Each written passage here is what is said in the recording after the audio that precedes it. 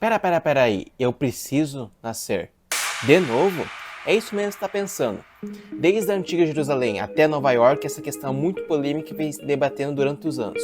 É isso que nós vamos ver hoje no Teologia é a Vida. Vamos lá! Boa noite, irmãos, a paz do Senhor. Como é que vocês estão? Aqui é o Arthur. E hoje nós vamos iniciar a exposição de João, capítulo 3. Nós vamos analisar hoje do versículo 1 até o versículo 8. Então, primariamente, vamos ler estes versículos, certo? Então, João capítulo 3, versículo 1. Havia um fariseu chamado Nicodemos, líder religioso entre os judeus. Certa noite veio falar com Jesus e disse: Rabi, todos nós sabemos que Deus enviou o Senhor para nos ensinar. Seus sinais são prova de que Deus está com o Senhor. Jesus respondeu: Eu lhe digo a verdade, quem não nascer de novo não verá o reino de Deus.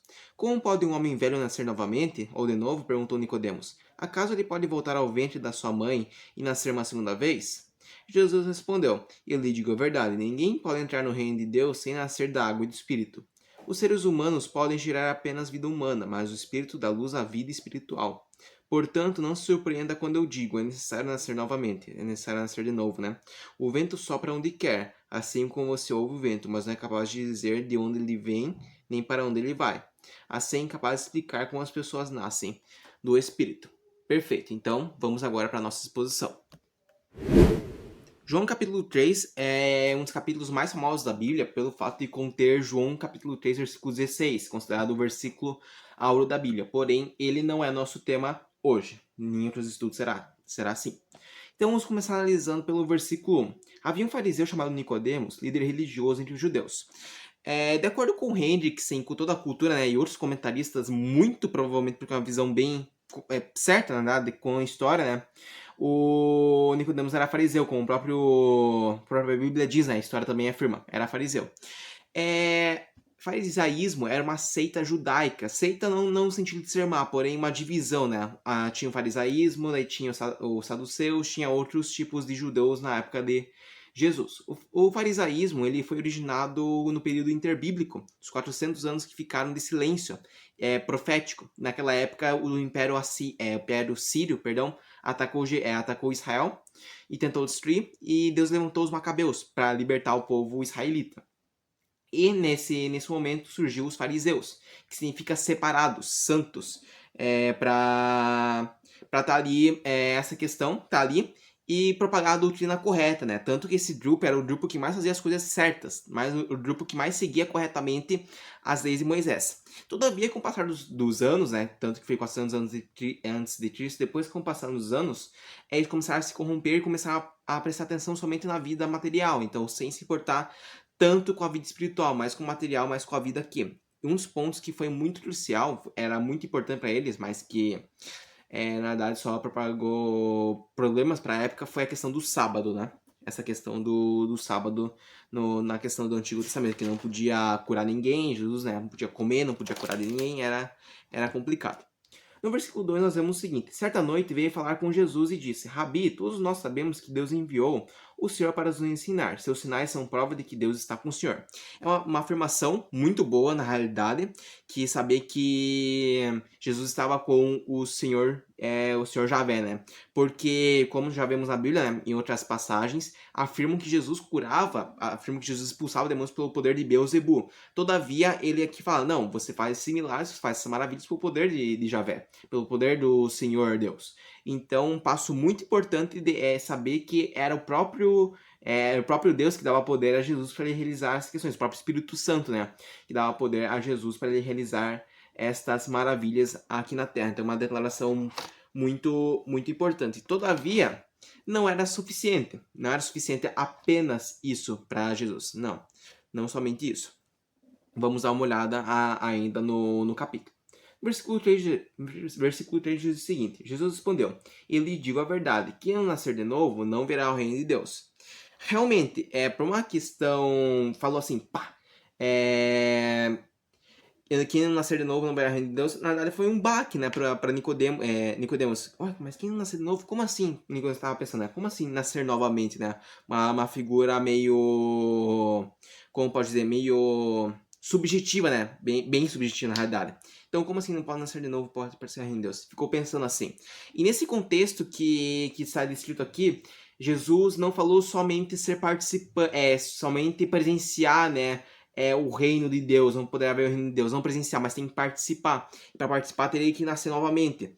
E tinha que ter, na realidade, uma mudança imediata, né? Nascer novamente, ter uma mudança imediata. E Nicodemos realmente não entendeu isso. Para a linguagem que foi que ali foi utilizada realmente não dava para se entender, né? E era também visto ali, né, pelo que foi usado, uma mudança radical e imediata e total para a vida de Nicodemos. Só que realmente ele não entendeu como assim nascer de novo. Tipo, ele não entendeu realmente. Vamos para o versículo 4, então vamos desvendar isso.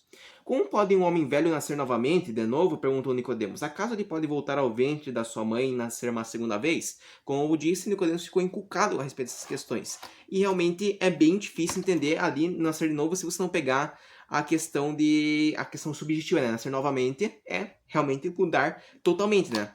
Nascer totalmente é igual tem a questão na Naamã, né, com Eliseu, que ficou igual a pele de criança, como se tivesse nascido novamente, porque a pele dele ficou totalmente renovada, ou seja, nascer novamente, ser totalmente novo. Nascer novamente, isso quer dizer ali essa questão. Então, uma questão que realmente para Nicodemos ficou bem difícil para entender. No versículo 5 nós vemos o seguinte: Jesus respondeu: Eu lhe digo a verdade, ninguém pode entrar no reino de Deus sem nascer da água e do Espírito. Ué, mas confundir ainda mais a cabeça de Nicodemos, podemos pensar assim, agora nascer novamente, agora nascer da água e do Espírito? Como assim, Arthur? O que ele está querendo dizer? Na realidade, pode ser difícil para a gente entender a primeira vez, claro, se a gente estudar a gente não vai achar difícil, porém, primeira vez para a gente é difícil. Para Nicodemos, nós vamos ver que na realidade não era. Por que não era? Porque ele já sabia essa questão da água do Espírito, como está escrito em Ezequiel 32, 25 a 27, o próprio Deus faria com Israel, faria com que Israel nascesse novamente da água e do Espírito, nascer novamente, ter uma nova vida, uma vida transformada, uma vida regenerada. E também nós podemos aplicar Ezequiel 37, que fala do vale dos ossos secos, né? Não, em primeira instância, não a aplicação dessa profecia para a questão individual, pessoal, regeneração, santificação. Porém, em segunda instância, nós já podemos aplicar isso. Primeiramente, é para a restauração da nação, do povo de Israel, né? Porém, a gente pode aplicar também a questão pessoal de cada indivíduo nascer novamente. Então, Nicodemos, ele já sabia essa questão da água do Espírito. Então ele pensou, putz, cara, mas acho que agora eu sei o que está querendo dizer. Tem que nascer novamente, eu tenho que mudar de vida, eu tenho que sair desse farisaísmo, porque Nicodemos sabia o que estava acontecendo. Sabia realmente o que estava acontecendo ali, essa questão de guardar o sábado de maneira frívola, de não poder comer certos tipos de carne, tipo, então se estivesse morrendo de fome não podia comer nada, todas essas questões que não podia ajudar alguém a cair no poço mesmo se fosse sábado, então eram questões que Nicodemos experienciava e Jesus falava, ó, cara, você tem que mudar. Jesus falando, você tem que mudar totalmente, imediatamente, tem que renascer, você tem que renascer literalmente, porque não tem mais jeito, tem que renascer para sair desta vida, né? Versículo 6. Os seres humanos podem gerar apenas vida humana, Jesus dizendo, mas o Espírito dá à luz a vida espiritual. Portanto, não se surpreenda quando eu digo, é necessário nascer novamente. O que quer dizer essa questão, o ser humano só pode gerar vida? Isso é lógico, somente o ser humano pode gerar outro ser humano, somente uma vaca pode gerar um bezerro, somente uma ovelha consegue gerar uma ovelhinha. Então, tipo, tem essas questões. Mas o que Hendrickson, né, diz, um comentarista já falecido, mas muito famoso no meio evangélico, ele diz o seguinte, que uma vida pecaminosa, uma vida de pecado, a vida do ser humano caído, só pode gerar outra vida caída, não tem como gerar uma pessoa redimida. Impossível, nós vemos isso pela questão, a própria questão do pecado, que qualquer de Adão, todas as pessoas que nascem, independentemente se é o bebê mais bonito, o bebê mais inocente da face da terra ele nasce com o pecado. É impossível, o pecado já está marcado em nossa alma. Nós já fomos marcados pelo pecado que nosso pai cometeu, o pai Adão, né? Então tem essa questão, nós já somos marcados pelo pecado desde o nascimento. Então não há como o ser humano nascer sem pecado. Porém, Jesus quer que nós sejamos sem pecado. Mas como assim, Arthur? Jesus quer que nós sejamos sem pecado e nós já somos com pecado. Então Jesus é cruel? Não, Jesus não é cruel. Tanto que ele fez o sacrifício na cruz. Se ele fosse cruel, não faria. Deixaria a gente à mercê de nós mesmos. Isso seria horrível, porém, ele estava aqui. E Jesus disse nascer novamente pela carne e pelo Espírito, que era possível realmente nascer pela carne e pelo Espírito. Jesus não faria isso com Nicodemos. Então, essa questão, né, que só pode nascer vida pecaminosa e vida pecaminosa. E não tem como nascer do Espírito em uma vida pecaminosa. Tem que nascer do Espírito. Para nascer do Espírito, tem que nascer do Espírito. É até redundante, né? Mas tem que nascer do Espírito Santo, não pode nascer de uma pessoa. Então, isso que Jesus ali estava querendo dizer. Versículo 8. O vento sopra para onde quer. Assim como você ouve o vento, mas não é capaz de dizer de onde vem nem para onde ele vai, também é incapaz de explicar como as pessoas nascem do Espírito. Então ali tem duas menções ao Espírito, né? Porque as palavras utilizadas ali em grego, né? E são duas menções no capítulo, nesse versículo. A primeira, todavia, não se refere ao Espírito, né? Que diz que é o vento, né? Que ambas as palavras para vento e Espírito são a mesma, né? Pneuma, em grego, que a gente usa para pneu, para pneumologia, do estudo do pulmão, até para o estudo do Espírito Santo, né? Pneumatologia, uma matéria de teologia sistemática, né? Então, tem duas palavras ali que são escritas da mesma forma, pneuma. Todavia, a primeira palavra pneuma não se refere ao Espírito Santo, porque ali fala que o vento sopra onde quer, o vento vai para onde ele quer, se não é capaz de ver. E isso não que não seja uma característica do Espírito Santo, que a gente também usa. Sopra teu Espírito sobre nós, né? Nós usamos essa linguagem figurada, todavia é uma linguagem pertencente à questão do Espírito, necessariamente, a questão do vento, perdão, necessariamente. Porém, o Espírito é mencionado na segunda palavra de Espírito, que tem ali no versículo 8, né? E nós podemos aplicar realmente a questão da característica do vento no Espírito.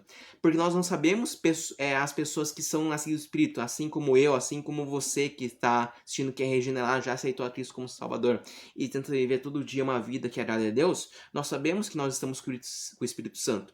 O Espírito Santo, ele move dentro da gente, porém não move onde a gente quer. Deus que move a gente. Nós não sabemos o intento de Deus, já diz, né? Na Bíblia que os seus juízes são muito profundos. É impossível conhecer os juízos de Deus. É impossível saber o que Deus vai fazer. É totalmente impossível. A não ser que esteja revelado na sua palavra, porém é impossível conhecer a mente de Deus. Então, as pessoas são dominadas pelo Espírito Santo no bom sentido. Só tem o bom sentido, obviamente. A gente não sabe para onde ela vem nem para onde ela vai. Então, as pessoas que são assim são interiormente controladas por Deus. Então, realmente não tem como saber para elas, de onde elas vêm, para onde elas vão. Eles são controlados por Deus. Isto que Jesus quis dizer aqui no versículo 8 de João, capítulo 3. Mas enfim, essa foi a exposição. Espero que vocês tenham gostado. Nós iremos também fazer a exposição a partir do versículo 9 e nós iremos ver até onde nós iremos subdividir e fazer a melhor divisão possível. Deus abençoe a todos. Um ótimo Natal. Amém.